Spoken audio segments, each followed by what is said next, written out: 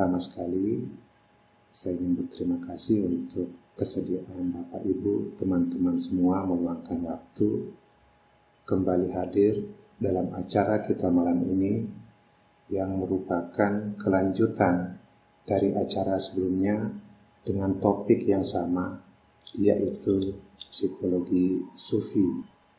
Dalam psikologi sufi yang pertama, dulunya saya banyak cerita tentang pengalaman saya, kenapa saya sampai bertemu dengan dunia sufi atau dunia tasawuf ini. Saya tentu saja nggak akan mengulang lagi cerita itu, tapi beberapa gagasan pokoknya akan saya refresh, akan saya segarkan sebentar.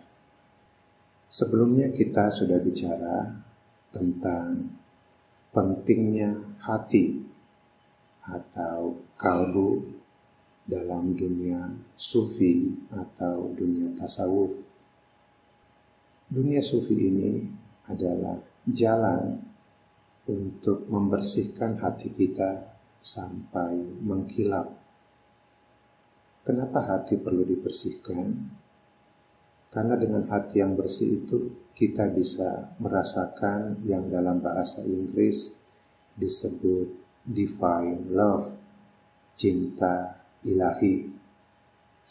Membersihkan hati ini bukan perkara gampang, karena kita punya musuh di dalam diri kita sendiri yang tidak bisa dibunuh. Namanya nafs. Dalam bahasa Indonesia mungkin sudah diterjemahkan menjadi nafsu. Nafsu ini perlu ditransformasikan sehingga sifatnya yang merusak tidak lagi menggerogoti kita dari dalam. Nah, kita juga sudah melihat minggu lalu bahwa seorang sufi itu kita artikan sebagai orang yang mencari divine love, cinta ilahi. Kendaraan yang digunakan adalah hati. Semakin hati bersih, semakin dekat dengan pengalaman akan cinta yang ilahi itu. Membersihkan hati tentu saja tidak gampang, dan kita butuh orang yang sudah berpengalaman untuk itu.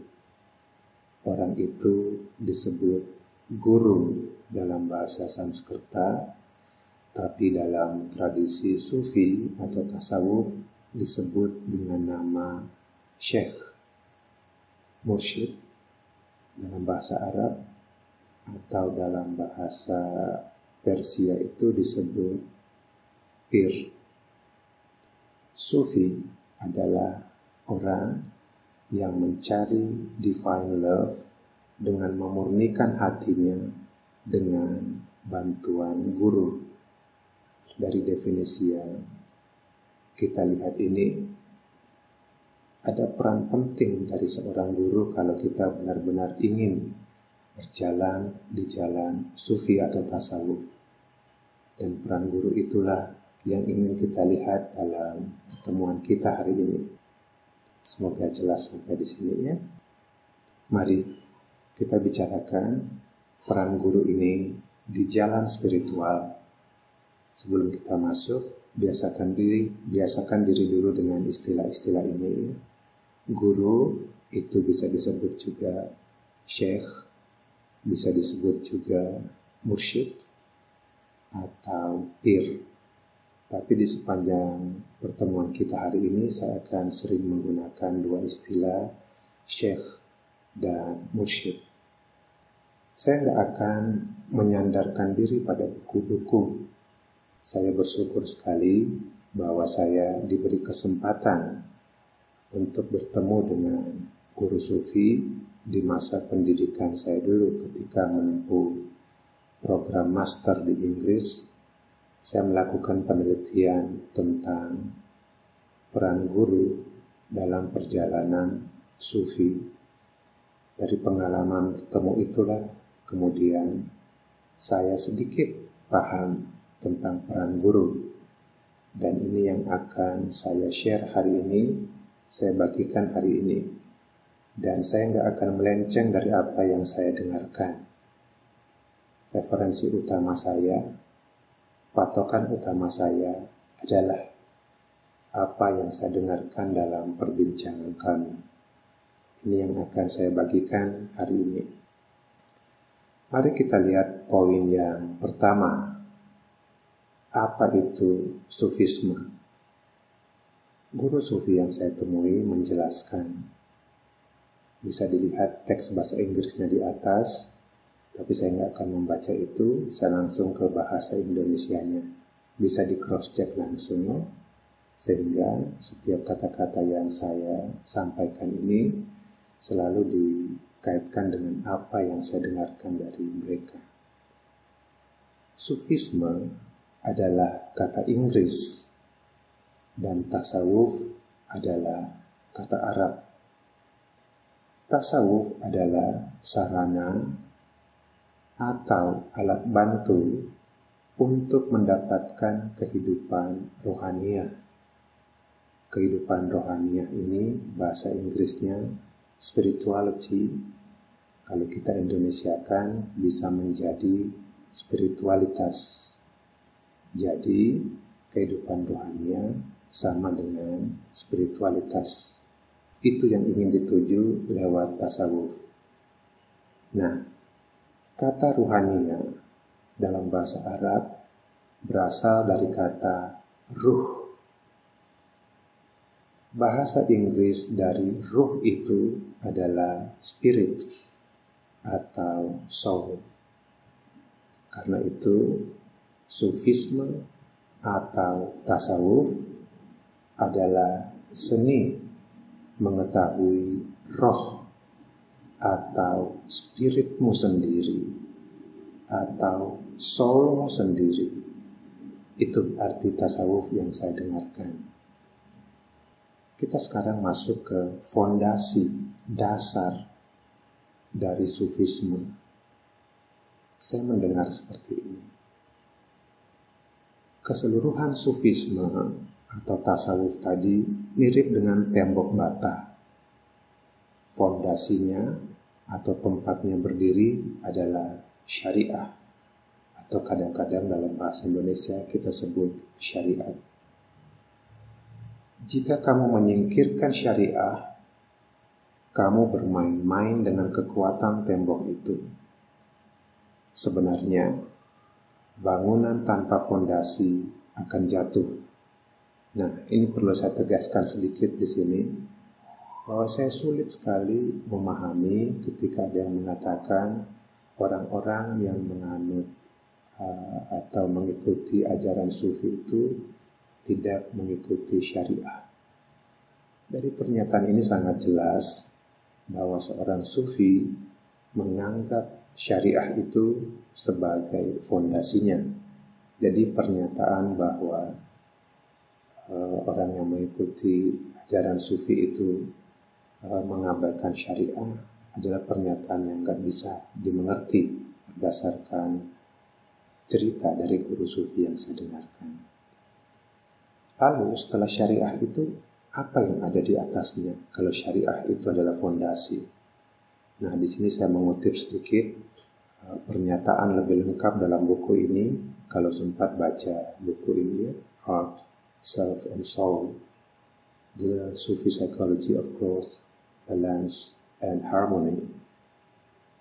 Bahasa Indonesianya sudah ada saya kira ya, judulnya Hati, Diri dan Jiwa. Di situ dijelaskan 4 tingkat dalam memahami dunia sufi. Yang pertama, syariat, itu aturan-aturan, ajaran-ajaran tentang apa yang baik, apa yang buruk, ya, moralitas diajarkan di situ. Lalu setelah itu masuk ke level yang namanya torekah atau tarekat. Di sini pengikut sufi menjalankan latihan-latihan spiritual yang dilakukan di bawah bimbingan syekh atau mursyid, seperti menjalankan zikir atau murakabah atau muhasabah. Aktivitas-aktivitas masuk ke dalam diri dibimbing oleh seorang guru atau syekh tadi. Setelah itu level lebih dalam lagi hakikat, dan level yang dianggap paling dalam itu adalah ma'rifat.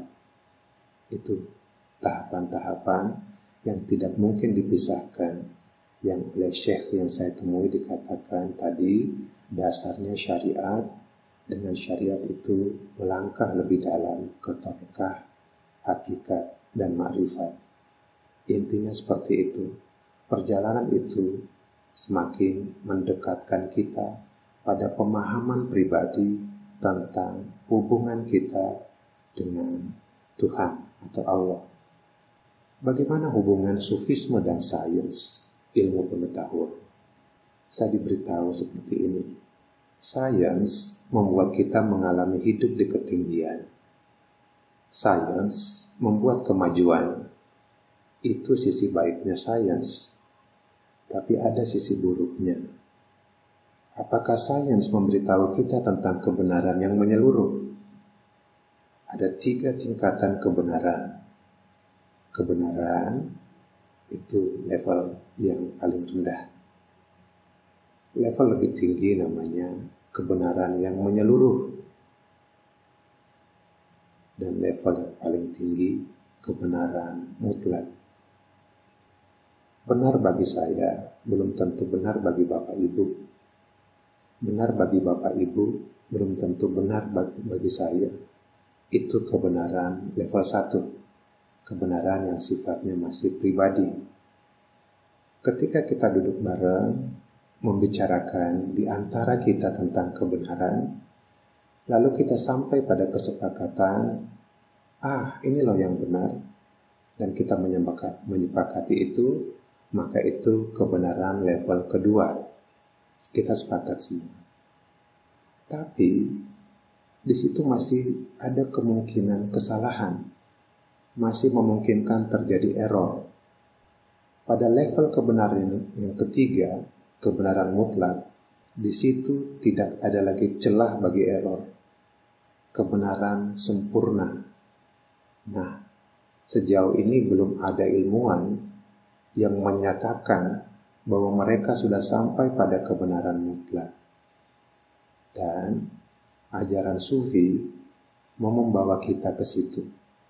Bukan hanya kebenaran-kebenaran dangkal yang saya anggap benar, yang Bapak Ibu anggap benar.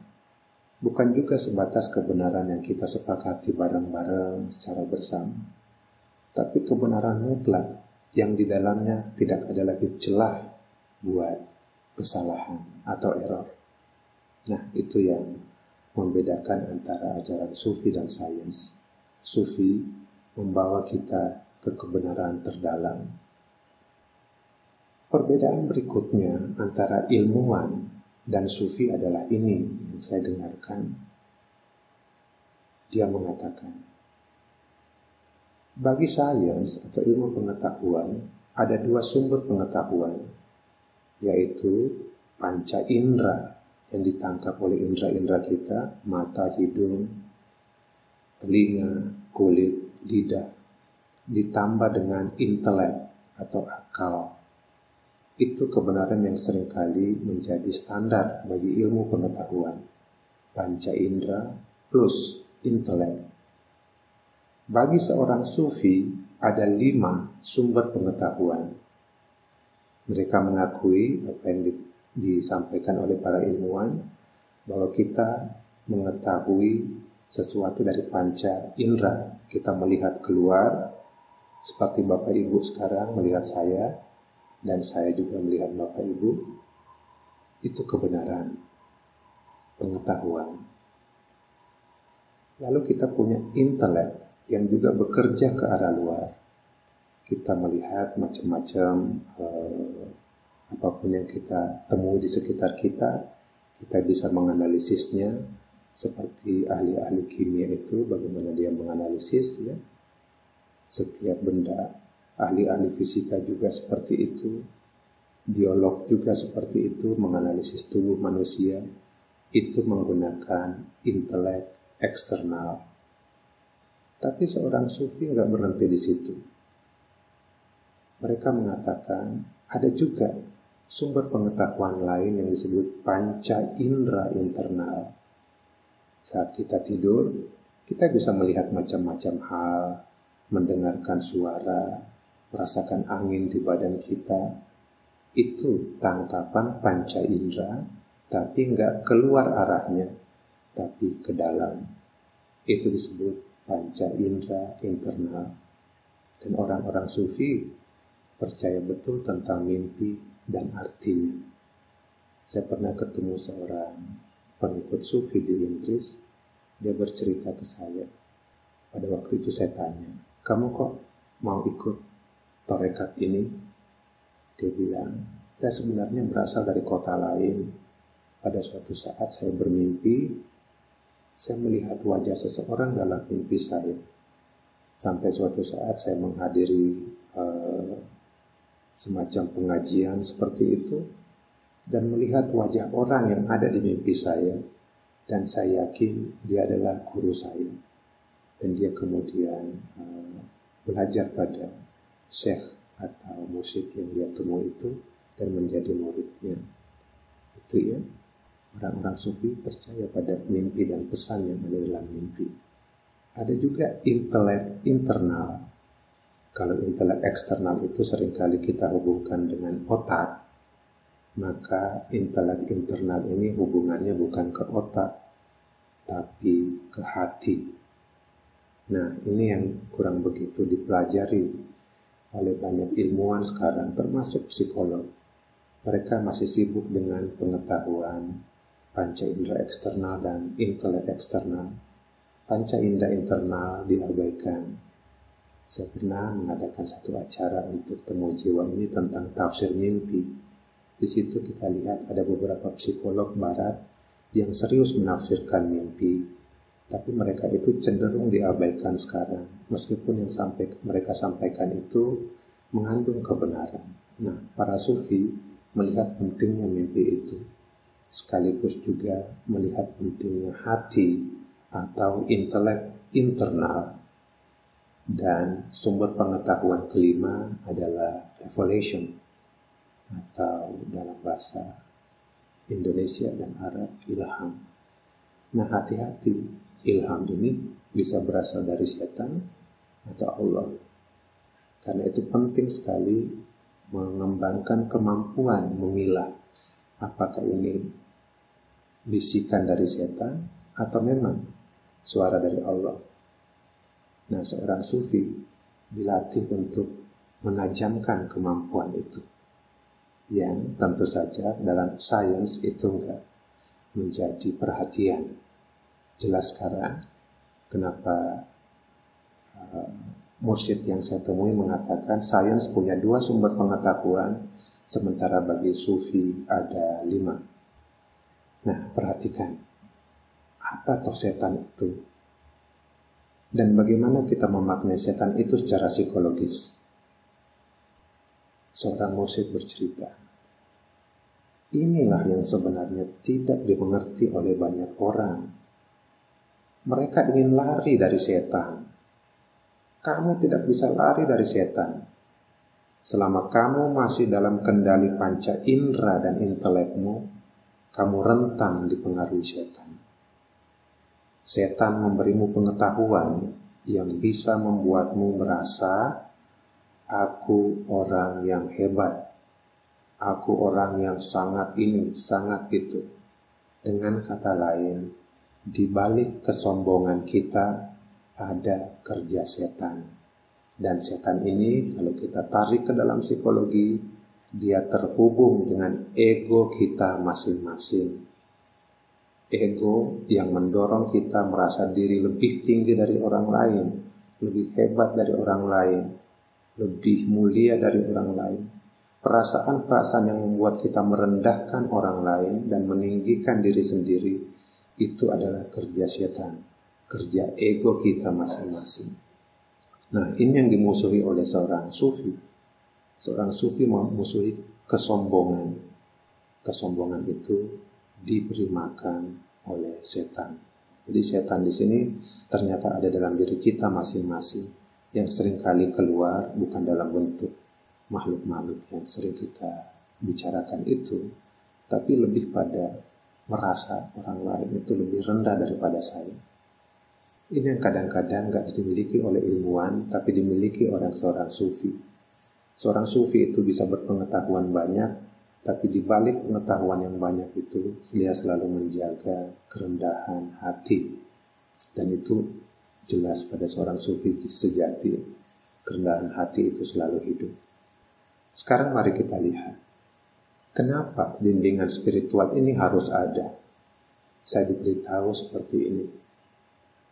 Dan ini sebaiknya diingat oleh setiap orang yang ingin mengikuti jalan sufi, bahwa sebenarnya setiap orang itu haus untuk dibimbing, sadar atau enggak. Perhatikan yang dia katakan berikut ini. Seorang muslim berdiri 5 kali dalam sehari di depan Tuhannya. Untuk apa? Untuk apa berdiri? Dia mengatakan, "Ya Tuhan, bimbing aku, bimbing aku." Dalam bahasa Arabnya itu, ihdinas siratal mustaqim. Apa itu siratal mustaqim? Orang sering secara samar menerjemahkan siratal mustaqim itu sebagai jalan yang lurus. Boleh saja seperti itu. Tapi apa itu jalan yang lurus? Mustaqim berasal dari kata istiqomah, yang berarti stabilitas, tidak goyang-goyang. Nah, dengan kata lain, dalam setiap doa yang disampaikan, kita selalu meminta agar kita tidak goyang menghadapi macam-macam persoalan hidup kita masing-masing. Tidak goyang berarti stabil, dan itu yang ingin disampaikan oleh guru sufi ini, bahwa setiap orang di hatinya yang paling dalam, dia selalu minta bantuan agar tidak goyang-goyang, agar dia stabil menghadapi macam-macam peristiwa yang dia temui dalam hidupnya. Nah, kepada siapa dia minta? Kepada Tuhan. Bimbing aku, bimbing aku. Karena itulah syekh atau pembimbing itu hadir di tengah kita. Mereka memandu kita di jalan kita masing-masing agar tidak melenceng ke sana kemari, agar stabil, tidak goyang-goyang, sehingga doa terdalam kita itu terjawab. Itulah makna dari kehadiran seorang syekh mursyid di tengah kita, membantu kita stabil tadi. Tapi ada 2 jenis pembimbing, dan kita harus hati-hati memilahnya. Perhatikan yang saya dengarkan ini. Ada 2 jenis pembimbing. Jenis yang pertama adalah ketika kamu tersesat, kamu menemui dia dan bertanya, "Maaf, saya ingin ke pusat kota." Dan dia berkata, "Baik, saya tahu. Kamu berjalan lurus, belok kiri, lurus 100 meter, belok kanan, lurus, dan kamu sampai di tujuan." Itu satu jenis pembimbing.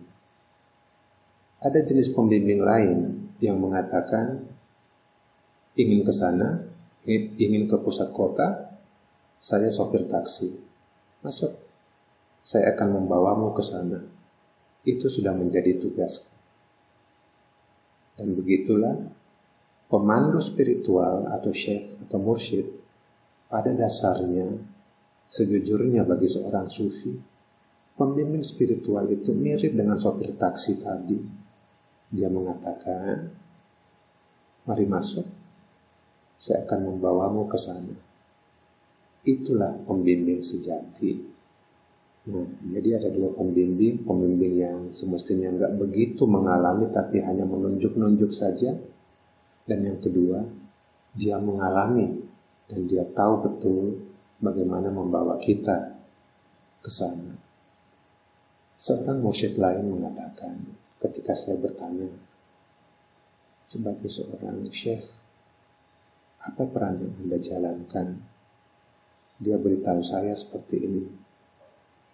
Peranku itu mirip sekali dengan sistem navigasi satelit. sistem GPS dalam istilah kita. Sederhana. Karena sistem GPS sudah dikomputerisasi untuk mengetahui semua rute dan jalan, dan punya cara yang sistematis untuk bermanuver di jalan dengan mengatakan belok kanan, belok kiri. Nah, saya bisa menawarkan mereka bimbingan tentang bagaimana bernegosiasi di jalan mereka masing-masing. Nah, yang menjalani hidup kita adalah kita sendiri. Seorang syekh hanya mengatakan, hati-hati ke sana, kamu ke kiri saja lebih aman. Hati-hati, kamu ke kanan. Nah, pilihan tetap di tangan kita. Dia hanya memberitahu bahwa ini jalan yang terbaik bagi kita, lagi-lagi supaya kita stabil, supaya kita istiqomah. Lalu saya juga diberitahu tentang kekeliruan kebanyakan orang dalam memahami tentang pembimbing spiritual atau peran mursyid. Beliau mengatakan begini, pembimbing atau dalam bahasa Arab mursyid, apa yang mereka bimbing? Orang seringkali datang untuk kekuatan spiritual. Mereka ke sufi karena mereka kagum dengan kekuatan mereka. 99% dari orang yang datang ke pemandu yang real, untuk apa mereka datang? Untuk dunia. Doakan saya syekh supaya saya kaya. Doakan saya syekh supaya saya sukses dalam pekerjaan. Doakan saya syekh supaya sukses dalam ini, sukses dalam itu. Orang seperti ini hanya menguatkan diri mereka dalam urusan duniawi. Tidak salah seperti itu.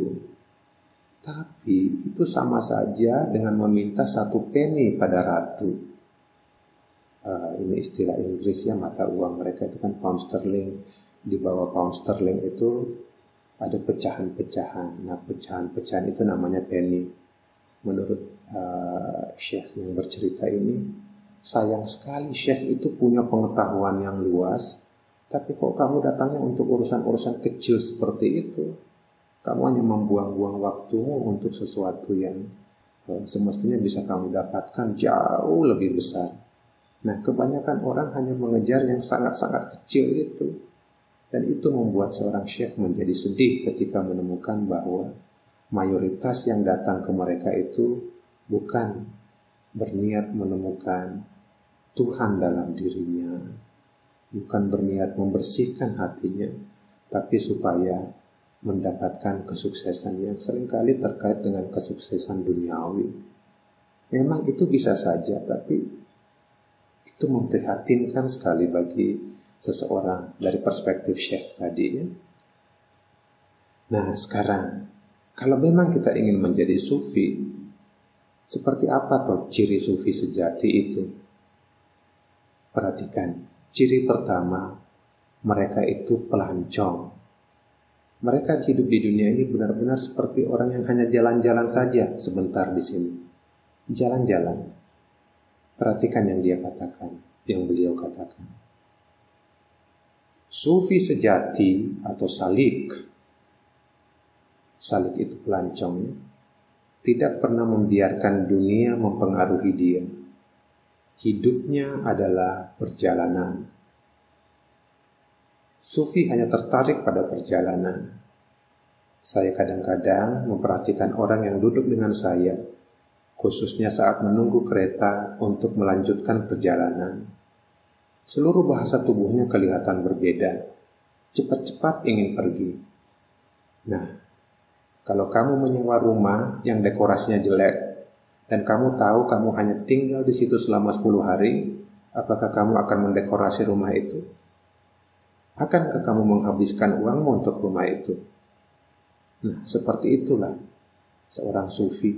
Dia hidup di dunia ini dan tahu betul bahwa dia hanya lewat sebentar, dan dia melakukan yang terbaik dalam perjalanannya itu. Nah, seperti itulah seorang sufi. Dia tahu di dunia ini dia cuma lewat. Ya. Kadang-kadang dalam bahasa Jawa kita istilahkan itu mampir minum. Hanya lewat saja. Di Inggris itu kalau kita bepergian dengan kereta, kita kadang-kadang harus mengganti kereta di tengah jalan.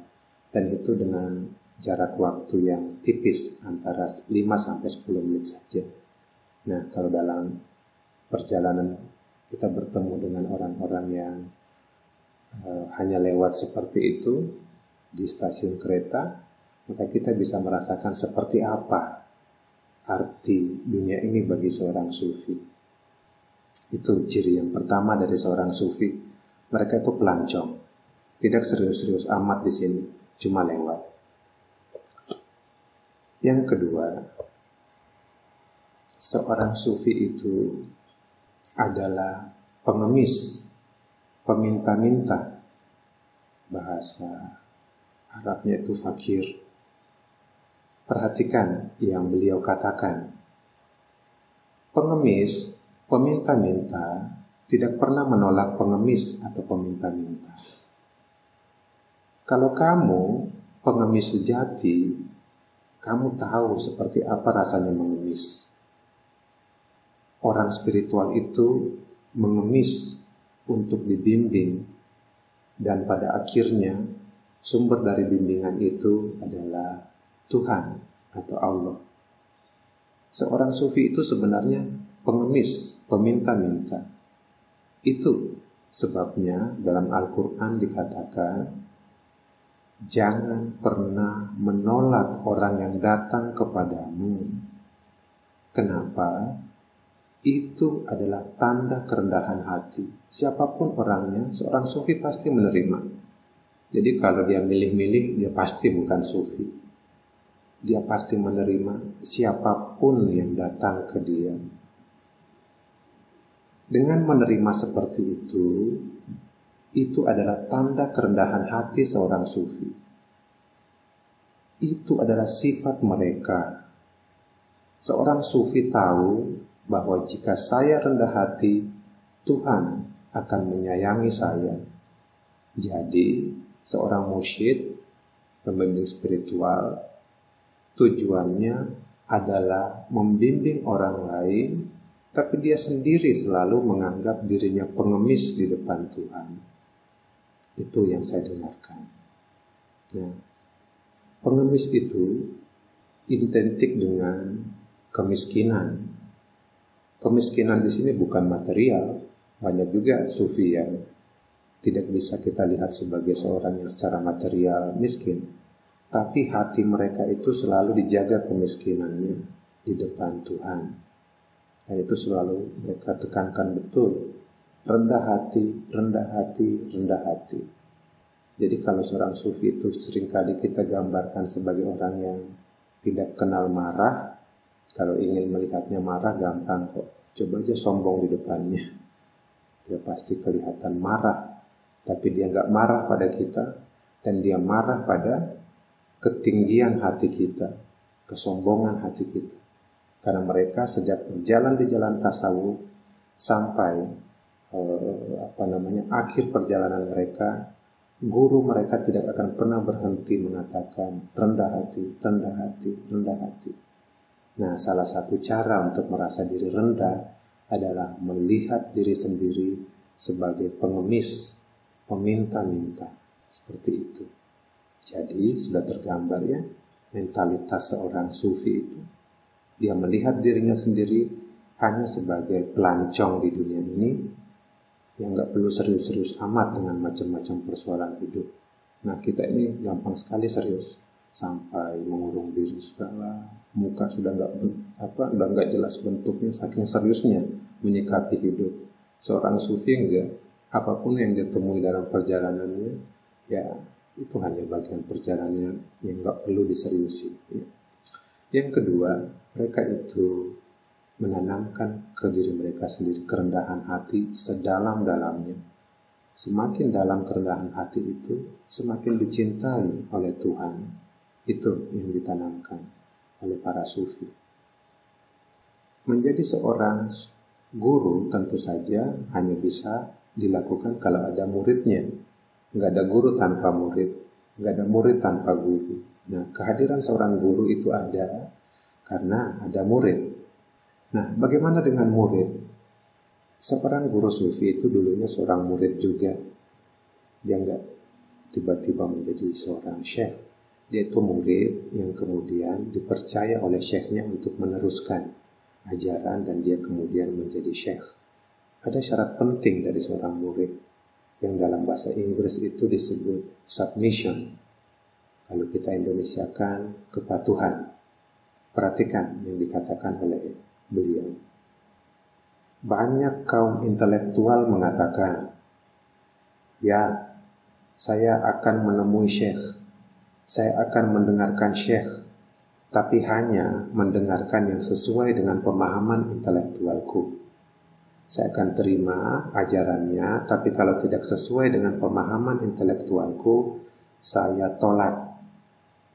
Ini permainan yang sangat berbahaya. Orang seperti itu tidak pernah bisa dibimbing karena dia selektif dalam menerima ajaran. Itulah sebabnya dalam dunia sufi, perintah dari syekh adalah perintah dari Rasulullah Sallallahu Alaihi Wasallam. Terima apa yang dikatakan oleh syekh. Bahkan ketika yang dikatakannya itu terasa tidak masuk akal, terima. Itu tidak berarti kamu meninggalkan intelekmu. Intelek jangan sampai menjadi tuanmu. Intelek harusnya menjadi pembantumu. Nah, jelas di sini ya, bahwa seorang syekh itu menerima orang yang benar-benar mau mendengarkan dia. Kalau kita datang ke seorang syekh untuk meminta bimbingan, sementara kita dalam tanda petik setengah hati, itu nggak bakal dibimbing. Orang yang selektif menerima dari syekh itu adalah orang tanggung dan dia nggak akan mengalami kemajuan. Orang seperti itu bisa terbaca dari seorang syekh dan nggak akan dibimbing. Seorang syekh akan menerima orang yang hatinya penuh untuk dibimbing. Nah, kepenuhan hati untuk dibimbing itulah yang disebut submission dalam bahasa Inggris. Kita lihat berikutnya. Apa yang dikatakan tentang submission ini. Jika seseorang tulus, dan jika seseorang ingin belajar, dan jika seseorang ingin bantuan, saya tidak akan pernah menolaknya. Tapi mereka harus mendengarkan saya. Karena apa gunanya bimbingan kalau mereka mau berdebat dengan saya? Saya hanya meminta satu syarat itu. Jika kamu meminta bimbingan, kamu harus mengikutinya. Bimbingan itu mirip dengan datang ke dokter. Kamu punya penyakit, dan kamu tidak bisa berdebat dengan dokter, kan? Nah, peran dokter itu yang memberitahu kita bahwa kita punya penyakit ini, penyakit itu, beresin ini, beresin itu, diberi resep ini, resep itu. Itulah yang dilakukan oleh seorang syekh. Demi kebaikan murid-muridnya, demi pertumbuhan spiritual murid-muridnya. Nah, ini yang seringkali dipahami oleh orang-orang.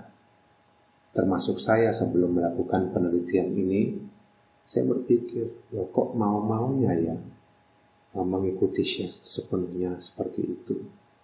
Setelah saya wawancara seperti ini, saya jadi paham, oh iya, maksudnya supaya orang itu benar-benar sembuh, nggak tanggung sembuhnya. Syarat kedua dari murid yang sudah saya katakan tadi di atas, rendah hati. Ini penting sekali. Karena dunia spiritualitas Islam itu, khususnya tasawuf ini, menganggap kerendahan hati itu prasyarat penting supaya kita dilirik oleh Tuhan, disayang oleh Tuhan. Tuhan nggak segalak yang kita bayangkan. Perhatikan yang beliau katakan. Tuhan sebenarnya tidak keberatan ditanya. Dia suka ditanyai. Bahkan mendorong kita untuk bertanya. Saat menciptakan Adam, Tuhan bisa saja mengatakan kun. Kun itu jadilah dan jadi. Tuhan mengumpulkan semua malaikat dan berkata, saya ingin menciptakan khalifah di dunia ini. Khalifah itu makhluk yang nanti akan beranak pinak, berkembang biak di dunia. Itu khalifah ya. Nah, itu definisi khalifah. Saya ingin menciptakan khalifah di dunia ini. Bagaimana menurut kalian? Itu pertanyaan Tuhan pada malaikat. Malaikat tidak setuju dengan penciptaan manusia. Begitu juga setan tidak setuju dengan penciptaan manusia. Tapi ada perbedaan antara malaikat dan setan. Mereka sama-sama tidak setuju. Tapi setan itu tidak setuju dalam arogansi atau kesombongan. Sementara malaikat tidak setuju dalam kerendahan hati. Nah, seorang sufi diajak untuk menyuburkan kerendahan hati ini. Mereka bebas kok bertanya seperti apa saja. Mereka nggak seperti robot yang diminta begini, lalu begini. Enggak. Mereka tetap boleh bertanya, tetap kritis. Tapi di dalam pertanyaannya dan kekritisannya itu selalu ada kerendahan hati. Nah, ini yang perlu diingat ketika kita ingin memahami dunia sufi. Boleh, tapi jaga yang namanya kerendahan hati. Saya lihat di Jawa sini, mereka kemudian menerjemahkan itu dengan istilah memiliki adab. Mungkin bisa dikatakan seperti itu ya. Itu intinya. Bertanya silakan, kritis pada syekh silakan, tapi jaga kerendahan hati. Syekh itu suka diajak diskusi kok. Saya sudah mengalami itu, saya bertanya, dia menjawab. Saya kemudian bertanya lagi, dia menjawab lagi. Yang penting saat bertanya, rendah hati. Mereka pasti senang menjawabnya. Tapi kalau kita bertanya, tapi dalam pertanyaan itu ada arogansi, nah dia bakal ngomeli arogansi kita. Gitu ya. Perhatikan pernyataan berikut. Harus ada kerendahan hati dari awal sampai akhir. Kamu lihat orang-orang spiritual di seluruh dunia. Mereka rendah hati. Mereka mungkin tidak harus rendah hati sejak lahir. Mereka memaksakan kerendahan hati pada diri mereka. Karena mereka tahu bahwa ketika kita rendah hati, kita mendapatkan perhatian Tuhan. Itu yang terjadi ya, dalam hubungan guru dan murid. Sekarang kita perdalam lagi. Apa yang mereka dapatkan dalam hubungan mereka, murid-murid, dengan syekhnya atau mursyidnya. Perhatikan yang saya dengarkan ini. Hubungan antara guru dan murid sangat mirip dengan hubungan antara laptop dan charger. Semakin sering bersama syekh, energi spiritual murid terhubung dengan himmah dari syekh. Himmah itu energi spiritualnya syekh. Ya. Himmah syekh itu terhubung dengan himmah syekhnya dan terhubung lagi dengan himmah syekhnya. Saya berhenti sebentar di sini. Dalam tradisi sufi itu ada suatu rangkaian tanpa henti dalam memberikan ajaran. Jadi misalnya Bapak Ibu menjadi murid dari seorang syekh itu nggak terputus hubungannya dengan syekh sebelumnya tidak terputus hubungannya dengan syekh sebelumnya lagi, yang kalau terus ditelusuri akan sampai ke Nabi Muhammad SAW. Nah, rangkaian itu yang tiada putus itu disebut silsilah.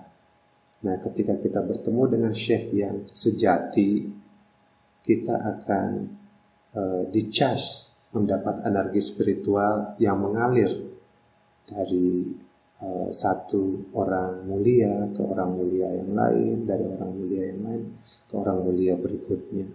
Ini mirip sekali dengan nyala api lilin itu yang kemudian setelah satu lilin mau dipadamkan, dipindahkan dulu ke lilin berikutnya.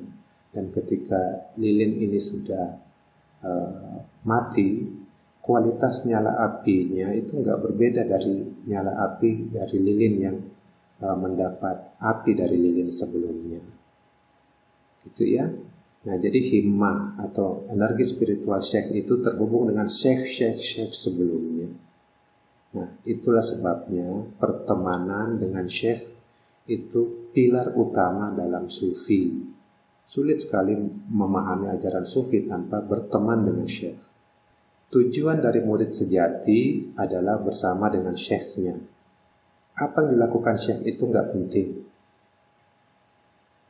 Dia cerita bahwa dulunya syekh dari syekhnya itu pernah mengatakan kepada syekhnya, ayo kita keluar, mari kita bertani, mari kita menanam. Nah, ini hal-hal sederhana sekali semestinya, tapi itu nggak penting. Yang penting itu kebersamaan dengan syekh. Ketika kamu bersama syekh, gelombang intelektualmu, gelombang spiritualmu, semuanya di-charge ke sumbernya. Nah, kadang-kadang setelah murid pergi, dia tidak sadar, dia mendapat energi spiritual dari syekhnya. Ini bukan soal berapa banyak kita di-charge atau diisi energinya oleh syekh, bukan itu yang penting. Yang penting adalah kebersamaan dengan syekh itu membuat kita merasakan aliran energi spiritual. Lalu saya bertanya, bagaimana menjadi seorang syekh? Perhatikan jawabannya. Ini jawaban serius ya. Jadi kita hati-hati betul menyangkut syekh ini. Saya mendapat jawaban ini.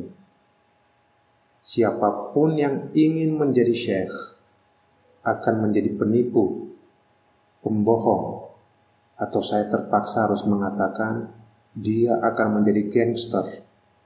Gangster itu kriminal yang terorganisir ya. Jika kamu ingin menjadi syekh, kamu akan menjadi gangster, kriminal, segampang itu. Tapi kalau kamu ingin mendapatkan kebenaran, mengikuti syekh untuk mengenal kebenaran, menemukan Tuhan, maka menjadi syekh itu nggak penting lagi dalam perjalananmu. Syekh itu bukan karir. Maksud saya begitu. Syekh bukan pilihan karir seperti yang kita temui dalam banyak bidang kehidupan di dunia ini. Nah, jadi kalau ada orang yang mengatakan saya syekh, hati-hati. Seorang syekh itu nggak akan mengatakan dirinya syekh. Dia hanya melihat dirinya pelancong, lalu menjaga kerendahan hatinya dalam perjalanan hidupnya. Oleh orang lain mungkin dipanggil syekh, tapi dia nggak pernah memproklamirkan dirinya syekh. Tugas syekh itu sebenarnya sangat berat, tapi banyak orang yang nggak paham lalu malah ingin dipanggil syekh. Perhatikan pernyataan ini. Profesi paling gampang adalah menjadi syekh. Profesi paling mudah menjadi syekh. Kamu hanya perlu berpakaian seperti ini, memakai, waktu itu saya bertemu dia memakai gamis ya. Lalu ada apa namanya itu topi khas sufi ya. Dia bilang menjadi syekh itu gampang. Kamu hanya perlu berpakaian seperti ini. Kamu bicara ke banyak orang dan orang bilang, wah hebat sekali, gampang, sangat gampang menjadi syekh. Saya kira banyak tukang sulap sudah memenuhi syarat untuk menjadi syekh. Dia tersenyum waktu itu. Tetapi di zaman kita hidup saat ini, menjadi syekh itu bisnis yang sangat kaya. Kenapa? Karena banyak syekh tidak tertarik dengan hati murid. Mereka tertarik dengan dompetnya. Ini membekas betul ya ketika dia bercerita ya, karena saya tanya apa tugas syekh, dia menjelaskan seperti itu. Dan kalau ingin tahu kenyataan dengan syekh, kalau ingin tahu kenyataan tentang syekh, dengarkan pernyataan berikut. Orang berpikir menjadi syekh itu gampang. Sebenarnya sangat sulit. Sangat-sangat sulit. Kenapa? Karena kamu bisa gemetar bila memikirkan orang yang sudah saya terima sebagai murid. Ada saatnya nanti saya berdiri di depan Allah dan Allah akan bertanya kepada saya. Nabi Muhammad SAW mengatakan, kalian para penggembala, kalian akan ditanyai tentang gembalaanmu. Bayangkan, saya menjadikan 100 orang murid, lalu saya menipu mereka. Berarti saya menipu 100 orang. Ada saatnya nanti saya akan ditanyai, gimana kabar mereka, murid-murid yang kami bimbing itu? Dan itu sangat menakutkan bagi seorang syekh sejati. Mereka benar-benar menjaga diri untuk memperhatikan penuh setiap murid-murid yang dia terima. Dan itu semua akan ditanyakan kepada dirinya suatu saat oleh Tuhan. Ya. Semoga jelas sekarang bahwa syekh itu penting, tapi tidak gampang. Selalu bertanya, syekh itu seringkali dianggap benar. Apakah syekh bisa salah? Beliau mengatakan seperti ini, siapa yang bilang syekh tidak bisa berbuat salah? Satu-satunya makhluk yang sempurna di bumi ini adalah para nabi. Nabi pun bisa melakukan kesalahan. Tapi mereka sadar saat melakukan kesalahan. Waktu beliau bercerita tentang ini, saya diberi contoh tentang Nabi Musa yang punya guru spiritual yang namanya Nabi Khidir. Pada suatu saat, Nabi Khidir membunuh seorang anak. Lalu logika penalaran Nabi Musa nggak bisa menerima itu. Kenapa dibunuh?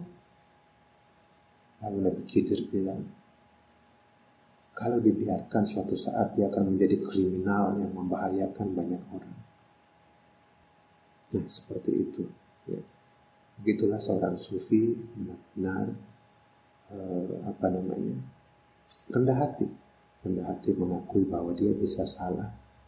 Tapi kalau mereka melakukan kesalahan, kadang-kadang kesalahan itu bagian dari proses mendewasakan murid-muridnya. Ada beberapa contoh yang beliau ceritakan, tapi intinya adalah itu. Nah, seperti itu gambaran umum yang bisa saya ceritakan tentang hubungan antara murid dan mursyid dalam tradisi tasawuf. Dan saya tidak akan banyak bercerita tentang apa yang terjadi dalam proses bimbingan. Itu penting memang untuk kita mengerti, tapi itu bukan ranah saya. Mungkin beberapa minggu dari sekarang akan ada acara, saya akan bertemu dengan seorang guru kita, salah satunya di Indonesia ini, yang mendalami tasawuf. Kalau tertarik nanti bergabung di acara itu yang juga akan diselenggarakan lewat Zoom. Nanti saya beritahu, akan ada pertemuan dengan Buya Syakur. Saya berencana untuk itu di bulan September ini atau mungkin awal Oktober. Saya akan masuk ke dalam dialog dengan beliau. Saya akan bercerita dari sisi psikologi dan Buya Syakur akan menanggapinya dari sisi tasawuf. Jadi dua ilmu ini akan berdialog antara psikologi dari saya dan tasawufnya dari Buya Syakur. Nanti kalau tertarik untuk itu, silahkan gabung, saya akan beri informasinya kalau acaranya sudah jelas pelaksanaannya. Ya. Jadi hari ini saya membatasi diri pada relasi antara murid dan mursyid. Dalam relasi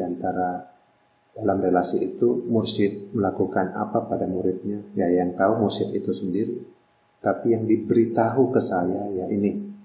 Ada cerita lebih lengkap lagi yang nggak mungkin saya sampaikan di sini. Mungkin suatu saat nanti saya akan tulis bukunya, bisa dibaca lebih lengkap di situ ya. Tapi ini sudah mewakili poin-poin penting dalam relasi guru dan murid. Kalau ada pertanyaan tentang ini, silakan saja. Adakah seorang mursyid itu wanita? Ada. Dalam sejarah tasawuf, salah satu tokoh penting dalam dunia tasawuf yang disegani atau dianggap sangat suci, di kalangan para sufi itu justru seorang sufi wanita yang bernama Rabi'ah Al-Adawiyah. Pernah dengar tentang beliau? Coba disempatkan baca kisah hidup sufi wanita Rabi'ah Al-Adawiyah. pada suatu saat dia sedang berada di satu tepian sungai. Lalu di tepian sungai yang lain ada juga seorang yang suci, seorang yang mungkin seorang sufi juga. Lalu orang suci tadi berjalan di atas air, lalu mengatakan ke Rabi'ah Al-Adawiyah, mau bergabung, katanya seperti itu. Mau bergabung dengan saya? Lalu Rabi'ah kemudian melemparkan sajadahnya ke udara, lalu dia berjalan di atasnya. Dia lalu bertanya, mau gabung dengan aku? Setelah itu dia bilang, sungguh memalukan apa yang kita lakukan tadi. Kamu tidak lebih dari seekor bebek, dan aku nggak lebih dari seekor burung. Nah, pertemuan antara Rabia dan orang suci tadi syarat betul dengan ajaran, jangan pamer, jangan sombong. Rendah hati itu harus dijaga. Tasawuf identik dengan hal gaib dan tidak bisa lepas akan hal itu. Itulah dikhawatirkan. Apakah tipu muslihat syaitan atau dari Allah? Setahu saya nggak seperti itu ya yang saya baca, yang saya dengarkan. Mereka nggak menganggap penting hal-hal gaib seperti itu.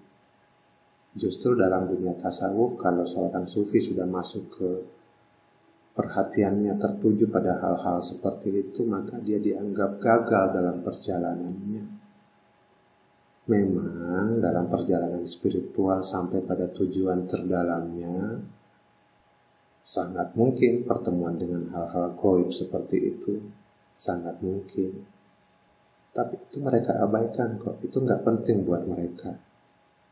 Kalau kita membaca kisah-kisah tentang ajaran dari guru-guru sufi yang ditanya tentang hal-hal gaib, itu kadang-kadang kalau kita cermati betul omongannya, mereka sepakat bahwa itu memang ada, tapi tidak penting.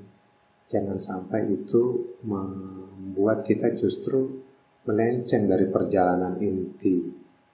Banyak buku tasawuf yang menggambarkan itu ya, saya nggak harus bercerita tentang itu. Tapi intinya sudah saya sampaikan tadi bahwa hal-hal gaib itu memang ada, tapi tidak penting. Tidak ada sufi yang menunjukkan terang-terangan hal-hal gaib seperti itu. Biasanya itu karena situasi tertentu yang mendesak mereka untuk kemudian membuat mereka terlihat menampilkan hal-hal gaib. Dari mereka sendiri nggak ada niat untuk menunjukkan itu. Mereka bisa bedakan kok. Mereka bisa bedakan dari pernyataan-pernyataan yang saya ceritakan di atas, kan kelihatan betul bahwa mereka menjaga diri betul dari yang namanya syaitan. Ya, terlihat betul. Bagaimana memilih seorang mursyid dengan tepat, Pak? Kedua, bagaimana menyelaraskan frekuensi gelombang guru pada murid atau sebaliknya agar sama? Nggak perlu menyamakan frekuensi. Guru tahu gelombang vibrasi dari masing-masing muridnya, dan dia akan memperlakukan murid-murid itu secara unik kok menurut level perkembangannya masing-masing. Dia nggak akan seragam. Dia sangat-sangat memperhatikan masing-masing orang. Yang levelnya segini diperlakukan segini, yang levelnya segitu diperlakukan segitu. Mereka sangat demokratis. Mereka tahu bagaimana memperlakukan setiap muridnya. Bagaimana memilih seorang mursyid dengan tepat, Pak? Jangan buru-buru. Perhatikan dia. Biasanya beberapa cerita yang saya dapatkan, mereka mengobservasi juga kok. Dari waktu ke waktu, bahkan ada yang berbulan-bulan, ada yang bertahun-tahun, sampai yakin betul orang ini kok konsisten ya. Orang ini terlihat nggak memanfaatkan orang lain ya. Orang ini kok tulus ya. Terus getarannya itu terasa di getaran hati kita. Jadi jangan terburu-buru. kawan saya dapat izin poligami dan masing-masing baik suaminya atau calonnya sudah dapat mimpi. Ketiganya satu tarekat. Apakah sang istri ini harus menerima petunjuk mursyid dan mimpinya agar suaminya menikah lagi? Sepemahaman saya, sang istri ini akhirnya bisa menerima calon madunya. Apakah ada hukuman jika istri tidak ikut petunjuk mursyid dan mimpi? Apakah makna mimpi? Apakah benar-benar dari Allah atau setan? Istilah mursyid ini juga harus berhati-hati disikapi ya. Saya nggak tahu seperti apa relasi guru dan murid dalam cerita ini. Tapi biasanya seorang mursyid itu mereka itu jelas silsilahnya. Saya nggak tahu ini dari silsilah tarekat mana. Tapi biasanya di zaman dulu ketika ada orang-orang yang mengaku-ngaku sufi, itu akan ada pertanyaan seperti ini. Kamu dapat dari mana jubahmu? Oh, dari ini. Lalu kemudian dia ketahuan pada akhirnya bahwa dia betul-betul seorang sufi atau tidak. Karena banyak sekali orang yang mengaku-ngaku sufi. Bahkan saya dengarkan dari guru-guru sufi di Inggris jumlahnya lebih banyak daripada sufi beneran. Nah itu hati-hati juga ya. Dia bilang pernah satu kali di kota Birmingham, dia mengundang satu plumber. Plumber itu tukang ledeng yang membenahi saluran-saluran pipa di rumah.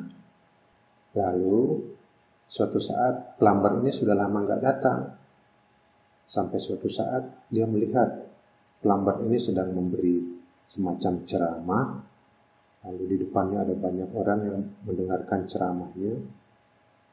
Lalu dia bilang sangat mengesalkan melihat orang seperti itu. Rupanya dia berjalan keliling kota dengan tasbih di tangannya, terus dengan baju yang bisa meyakinkan orang bahwa dia pantas disebut syekh. Dan kemudian dia pelan-pelan mengumpulkan jamaah sampai akhirnya dia dianggap sebagai seorang syekh. Ada juga versi lain, ada yang bertemu dengan syekh, lalu dia berfoto dengan syekh itu, lalu kemudian fotonya itu dipajang untuk menguatkan orang lain bahwa syekh itu adalah gurunya. Ada juga seperti itu. Nah, orang-orang seperti itu orang yang ingin menjadi syekh.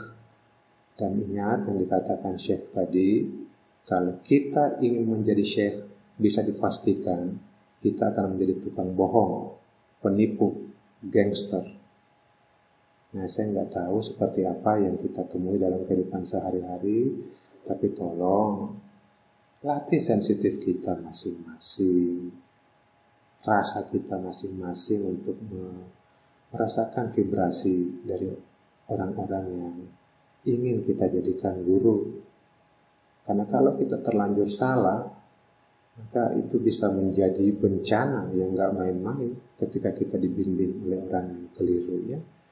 Tapi lagi-lagi saya nggak menjudge di sini apakah ini pembimbing yang keliru atau enggak. Tapi dari apa yang saya dengarkan cukup banyak yang keliru itu ketimbang yang benar. Mudah-mudahan terjawab. Saya kira sudah terjawab semua ya. Jadi poin penting yang ingin saya sampaikan, guru itu penting. Ada guru yang betul-betul guru, ada yang guru-guruan. Bagaimana menentukannya? Yang paling penting tanyakan ke hati kita masing-masing. Jangan buru-buru, observasi dulu, perhatikan dulu, rasakan kebaikannya. Kebaikannya itu benar-benar dari hatinya atau tidak, itu kita bisa rasakan. Dan jelas silsilahnya ya, jelas silsilahnya. Banyak kasus-kasus di mana orang lagi stres, lalu dalam keadaan seperti itu gelap rasanya, lalu kemudian ketemu guru seperlunya saja, karena hatinya sendiri lagi dalam keadaan kacau, sehingga nggak dalam kondisi tenang melihat situasi. Karena itu penting juga menenangkan diri dalam proses mencari guru ya, supaya yang kita temukan itu betul-betul guru sejati. Tapi lagi-lagi persoalan serius memang. Saya harus akui itu antara syekh palsu dan syekh asli itu serius banget. Bahkan syekh asli yang saya temui juga mengatakan gitu. Ini persoalan serius dari kasus yang saya ceritakan tadi. Dari plumber menjadi syekh. Dari ketemu syekh, foto bareng, merapatkan sedikit badannya, lalu melaporkan ke orang lain, saya murid dari syekh ini. Banyak yang seperti itu dari cerita yang saya dengarkan. Jadi hati-hati juga. Berguru nggak sebatas ketemu guru. Tetap jaga hati supaya hati ini sensitif, membedakan. Saya kira itu saja yang ingin saya sampaikan hari ini. Senang sekali bisa bareng. Semoga ada manfaatnya ya. Terima kasih.